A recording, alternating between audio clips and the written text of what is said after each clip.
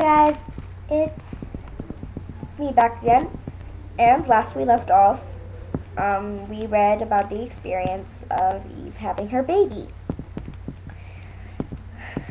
and how Eve asked Enzo to always protect little Zoe, little Zozo.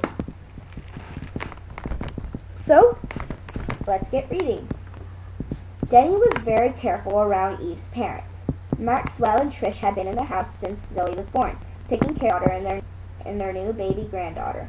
I began calling them the twins because they looked very much alike. They had the same shade of dyed hair, plus they always wore matching outfits, khaki pants or polyester slacks, with sweaters or polo shirts. When one of them wore sunglasses, the other did too.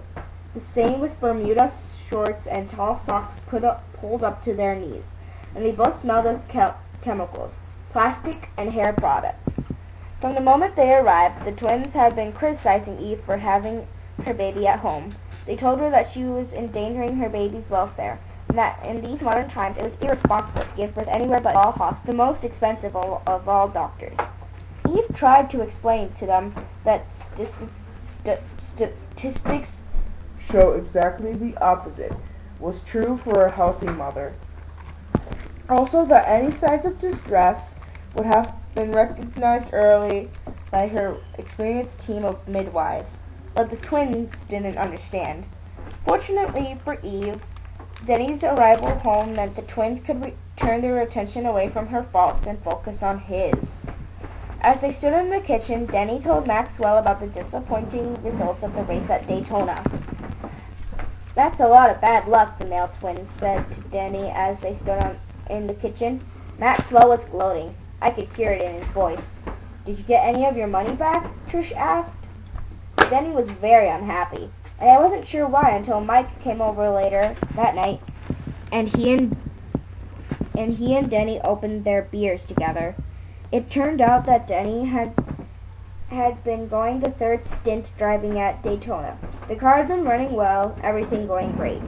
They were in second place, and Denny could easily take the lead as the sunlight faded and the night driving began. Until the guy who had the second turn driving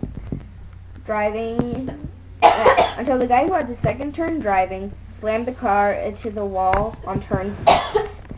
He crashed it when a Daytona prototype, a much faster car, was overtaking. First rule of racing: never move aside to let someone pass. Make him pass you. But the driver on Denny's team moved over, and he hit a bad patch on the track. When he did, the rear end snapped around, and he plowed into a wall at pretty close to top speed. The car shattered into a million little pieces. The driver was unhurt, but the race was over for the team.